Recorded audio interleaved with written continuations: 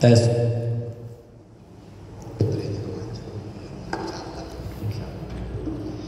Bismillahirrahmanirrahim. Assalamualaikum warahmatullahi wabarakatuh. Alhamdulillah, terima kasih. Tadi saya diingatkan oleh ketua DPD kita, kalau saya sekarang ini dikenal dengan selalu yang pakai cincin gitu. Sehingga tadi saya buru-buru buka tas. Iya ya, saya bilangnya lupa ya. Alhamdulillah, Ustaz Furqon ini kalau saya ingin cerita panjang lebar ini kayaknya nggak cukup ya. Karena saya merasa banyak sekali suka duka kebersamaan bersama beliau, dan alhamdulillah saya sangat bersyukur ya. Dan bagi saya ini catatan sejarah kehidupan saya yang luar biasa, bisa bersama Ustadz Furqon, Nabil Khusus, Ustadz Karyadi, guru kita semua ya. Alhamdulillah. Kita bersyukur alhamdulillah pagi hari ini bisa sama-sama kembali bermuwajah, berkumpul di tempat yang mubarakah ini, tentu bersama kawan-kawan seperjuangan. Tak perlu saya sapa karena semua di sini sudah saling kenal mengenal, tetapi sebagai takzim tentu sebagai doa juga kita mengucapkan kesyukuran kebahagiaan kita. Yang pertama tentu kepada Ustadz Karyadi, guru kita yang sampai saat ini masih setia mendampingi kita gitu ya. Saya membersamai beliau ini semenjak pasca penugasan saya dari Bogor ya, di tengah laut dipanggil, di tengah laut ditelepon kayak gitu ya. Saya merasa luar biasa, jarang-jarang menemukan ustadz ya murabi seperti ini, sangat peduli gitu ya. Saya lagi galau seiring dengan gelombang air laut gitu ya, tiba-tiba dapat telepon dari guru kita Ustadz Karyadi, antum kabur ya. Itu kalimat pertamanya itu. Saya bilang enggak Ustadz, enggak kabur nih gitu ya. Mau ke Balikpapan dulu sebentar, menenangkan diri, saya bilang ke Gunung Tembak dulu, saya mau ke rumah mertua gitu ya. Antum ini kabur ya, balik. Saya bilang sekarang lagi di tengah laut ini Ustaz, udah di atas kapal ini, gak bisa balik lagi ini. Ya udah, jangan lama-lama, 1 pekan ya. Coba Pak, luar biasa. Padahal kalau boleh instruksi Pak, suruh terjun saya terjun itu. Cuma kan alhamdulillah beliau luar biasa ya, basirohnya tajam, gak mungkin lah saya terjun juga kan. Karena waktu itu sudah bersama Umi Kori ya, sudah bersama istri tercinta. Alhamdulillah itu kurang lebih walaupun back ke belakang lagi itu, sebelum itu tahun 2009 akhir ya kalau tidak hilap saya, awal saya bertemu beliau di kampus Cikarang Barat, di Pondok Al-Madinah dulu gitu ya. Disitulah Ustadz Furqon, Ustadz Budi, Ustadz Atep, Ustadz Mumu nyantri. Saya bertemu beliau di kantor di yayasan kita pertama kali di situ. Walaupun saya ditugaskan dulu di Bogor, setahun lebih baru alhamdulillah bisa langsung bersama beliau di Bekasi. Alhamdulillah. Kenapa saya terpancing menceritakan ini? Ini memang sejarah kita ya. Bicara Bekasi tidak bisa lepas dari Ustadz Karyadi, guru kita. Maka saya sudah menyampaikan ke teman-teman Ustadz, mohon maaf ke para pembina, para pengawas di kampus Tambun, mohon nanti dicatat khusus oleh Ustadz Furqon selaku ketua DPD dan sekretaris Ustadz Budi, untuk nanti yayasan di kampus Tambun nanti untuk periode berikutnya nanti kita akan minta perkenannya Ustadz Karyadi juga berkenan menjadi pembina di kampus Tambun, karena sejarahnya beliau semua. Termasuk saya dari kampus Bakung ini dipindahkan lagi atau ditugaskan ke kampus Tambun itu juga instruksi beliau, amanah dari beliau. Karena tidak ada penugasan di Hidayatullah ini kecuali berdasarkan suruh, berdasarkan amanah gitu ya. Alhamdulillah kita juga tentu takzimi, ini ada sahabat senior seperjuangan kita yang sekarang alhamdulillah bergabung, dan beliau juga menjadi dosen saya, pembimbing saya di STIS, luar biasa. Yang sekarang ini mendapat amanah yang lebih besar lagi di DPP selaku Kadep Departemen SDI, dan luar biasa itu tugasnya. Ya, ini Ustadz Arfan, alhamdulillah beliau juga berkenan membersamai kita di kampus ini, dan ini luar biasa ini. Maka ini akan menjadi daya dobrak percepatan akselerasi yang insya Allah sangat yang selama ini kita tunggu-tunggu ya.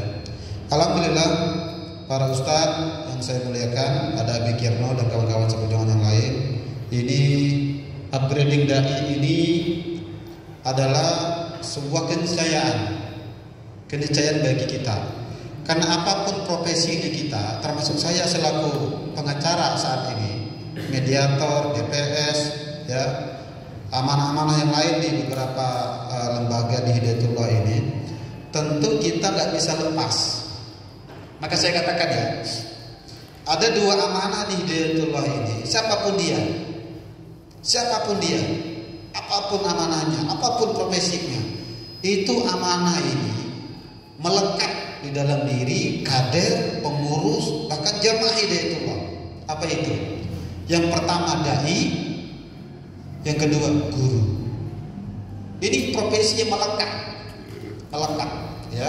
Saya pengacara sekarang di LBH Pusat, di LBH Jawa Barat, tetapi tetap sebagai seorang dai. Saya juga masih ngisi taklim, saya juga masih ngisi khotbah Jumat, saya juga masih ngisi beberapa tabligh akbar.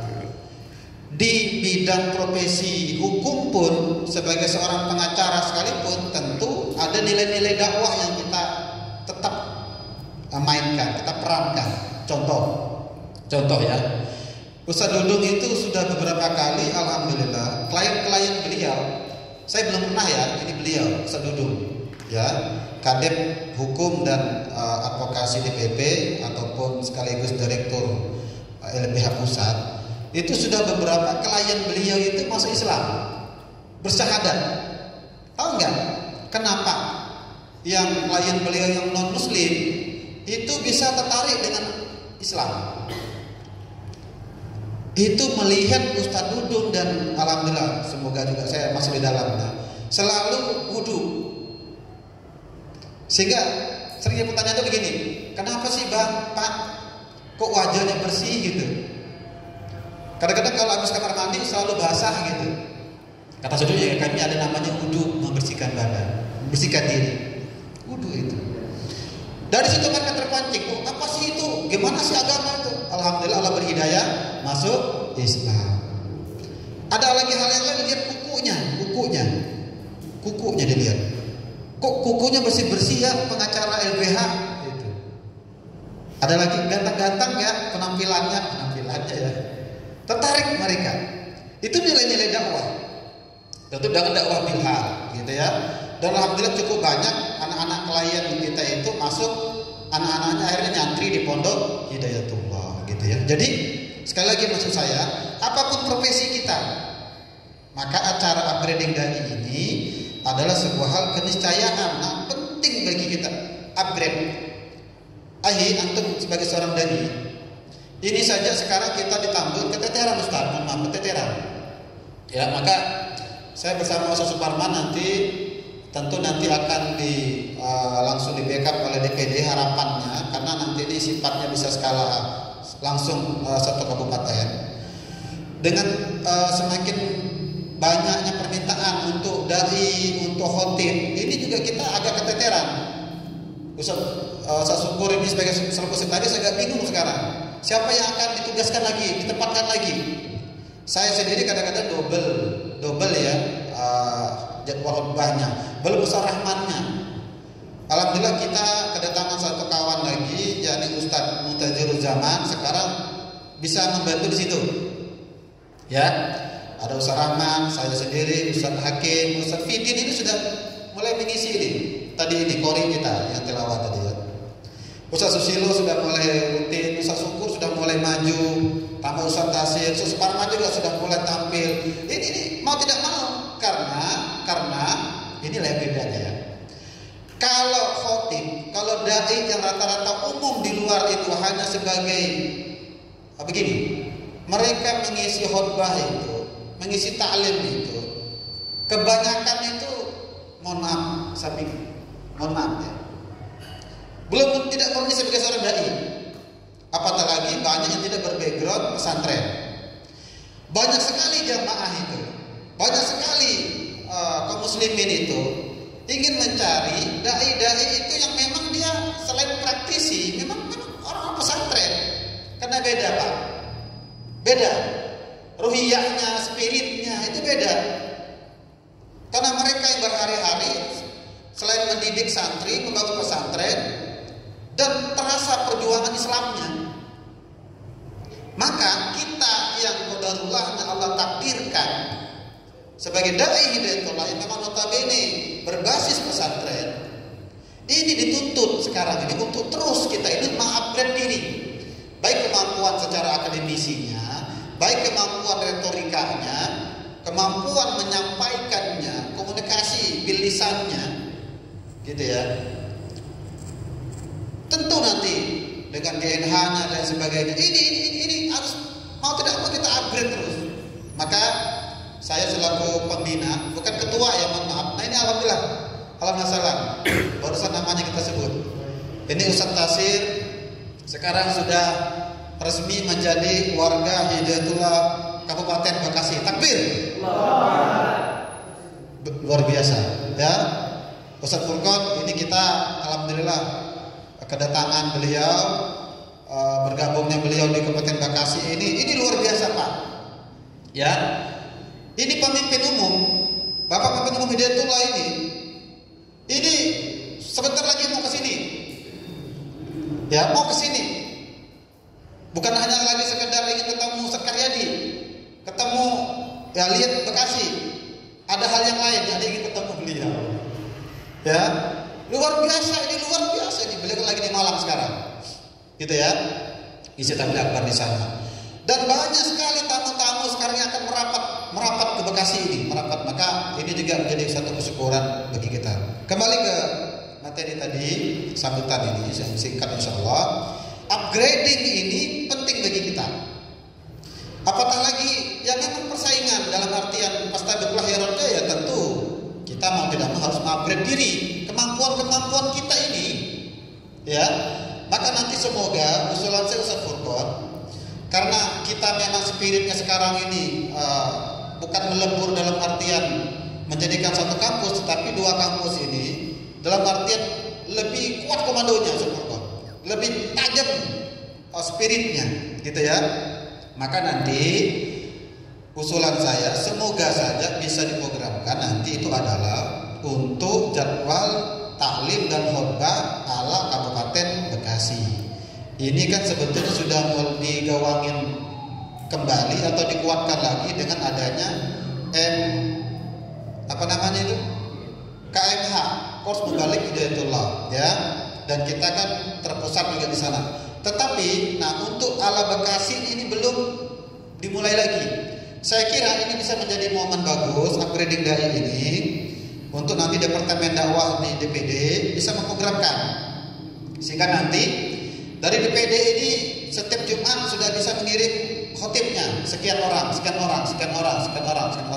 Tinggal nanti dicenelingkan dengan KMH pusat atau KMH Jabodebek ya. Ada Ustadz Maliki ya yang kalau tidak hilap saya beliau yang menjadi ketua KMH Jakarta atau Jabodebek. Dan kita di dalamnya gitu ya. Tinggal dicenelingkan sehingga nanti semakin ramai gebiar dakwahnya, geliat dakwah, gerakan dakwah kita itu di Jabodebek itu semakin bagus. Saya kira ini yang dapat saya sampaikan mewakili pendamping atau pembina Rayon Tengah. Satu lagi ada Ustadz Dadang Kusmayadi. Nanti beliau juga perlu kita hadirkan sesekali Furqon ke sini dalam acara yang mungkin berbeda. Apatah lagi beliau juga dengan background penulisnya, wartawan juga bisa kita hadirkan di sini dalam bentuk mungkin training jurnalistik ya, sehingga keberadaan ustaz-ustaz kita, terutama yang memang ada kaitannya dengan kita ini, semakin terasa. Oh, ini kita punya kampus ustaz, ini kita punya binaan, kita punya santri, kita punya kader, kita punya jamaah, ya. Ini memang harus semakin sering kita buat. Satu pesan terakhir dari saya, mengambil ataupun mengutip dari salah seorang ustaz kita, yakni yang dikenal dengan nama Abah Z. Nah, di sini ada Abah Karyadi, di Jakarta ada Abah Z.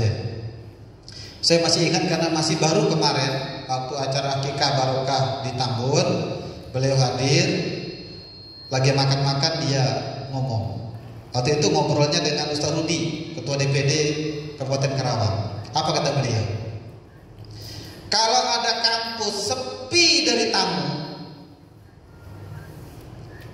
kalau ada kampus sepi dari tamu, kira-kira apa yang mau diharap?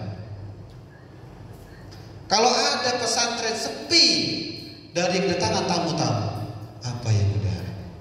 Apa maksud beliau? Pentingnya kita menghadirkan acara-acara seperti ini. Pentingnya kita menyiapkan diri. Saya beberapa hari lalu mencolek Ustaz Budi. Ustaz Budi, Assalamualaikum. Kalau saya bawa istri, bawa anak 6, kira-kira bisa bermalam nggak di kampus Baku? Siap Ustaz, siap. Tapi kayaknya, bisa ditapinya ya. Kayaknya malam Ahad masih dipakai itu sama saya. Iya. Ada satu lagi di rumahnya Abah. Cuma kayaknya cuma satu istri ya, 2 anak. Oh iya. Saya udah kebayang, waktu saya tidur tadi di mes masjid, di mes saya. Oh iya siap. Tapi kedarulannya nggak jadi Ustaz, belum jadi ya. Tapi maksud saya ini, mau tidak mau kita ini harus berbenah ini. Bagian dari spirit memuliakan tamu itu, ikram duyuf itu. Sudahkah kita menghadirkan, menyiapkan sos yang terbaik? Dan itu dicerita oleh Abah Zain itu luar biasa Gunung Tembak awal-awal itu. Baru pertama dikenal di pesantren-pesantren di Indonesia ini ada istilahnya guest house itu. Guest house itu. Ini orang tuanya Ustaz Tasir luar biasa. Bagaimana spirit visi dari almarhum Ustaz Abdullah Said dulu, walaupun dalam kondisi yang sangat terbatas, guest house hal yang sangat diprioritaskan. Gitu ya. Lah bagaimana orang mau datang bermalam ke sini? Lah kalau pembinanya saja gak bisa bermalam. Pembinanya saja gak bisa bermalam ke sini nih. Ustaz Arman bermalam di mana kita taruh? Kalau ada set. Berarti ternyata satu guest gak cukup sekarang. Itu satu. Nah ini perlu nanti rancangan-rancangan untuk desain kampus ini, perlu ini GH ini mau gak mau kita siapkan, bahkan yang terbaik. Termasuk Tambun itu, sekarang kelimpungan, bingung. Di mana naruh tamunya? Apatah lagi tamunya Ustaz Tasir sendiri. Loh, coba itu. Coba ya. Luar biasa Pak, luar biasa. Sekarang GH di Tambun itu di depan rumah saya. Padahal orang pengen ke Bekasi, ke Tambun itu kan pengen lihat pondok, lihat santri. GH-nya depan rumah saya di perumahan umum. Bingung jadinya, bingung. Walaupun itu bisa dipakai lah untuk sifatnya khususnya. Ustaz Muradi transit ke Bangka Belitung, di situ 1 bulan aman. Ini keniscayaan bagi kita ini. Barangkali itu sebagai penutup saya sampaikan tadi dari Abah Zain kita, bagaimana kita selalu menghadirkan kampus yang insya Allah tamu ramai ke tempat kita. Di Bakung ramai. Dan acara-acara, kemudian memang orang nyaman, kita sambut dengan yang terbaik. Jangan sampai termasuk ada santri ini, para pengasuh diajarkan ini. Bagaimana melayani tamu, menyambut tamu. Jangan tamu datang cuek. Waduh, repot ini. Ini harus dibuat ininya, rekayasanya, dibimbing, dampingi. Begini loh caranya nyambutnya. Gini caranya. Kita siapkan besosnya, siapkan pelayanan yang terbaik. Sehingga apa? Bagaimanapun model kampus kita, bukan dilihat itunya sebetulnya. Tentu yang awal adalah penyambutan kita, pelayanan kita. Alhamdulillah, semoga kebersamaan kita Allah jaga. Allah bimbing kita dengan guru-guru kita yang luar biasa ini. Ustaz Arfan mendampingi kita. Kedatangan lagi kita Ustaz Tasir. Bekasi ini insya Allah gak kalah keren sama Malang lah. Gak kalah keren sama Malang lah ya. Malang kan lagi viral nih hari ini. Tabligh akbarnya sekian ribu orang. Itu baru santrinya itu, belum jamaahnya itu. Luar biasa Pak. Ya, Kiai Nanang Hanani merobi Jawa Barat di grup Yayasan Karawang, ya sebagai terakhir lah barangkali ya. Langsung dia share. Semoga kampus Karawang 2025 seperti ini. Amin. Amin aja dulu. Luar biasa Pak. Spirit bagi kita. Kita punya pesantren yang besar di Malang. Ayo kita pasti Bikul Hero. Ayo kita berlomba-lomba yang terbaik menghadirkan kampus-kampus yang indah, kampus-kampus yang terbaik, kampus-kampus yang ikromud duyub, kampus-kampus yang dirindukan oleh banyak orang. Demikian dari saya. Assalamualaikum warahmatullahi wabarakatuh.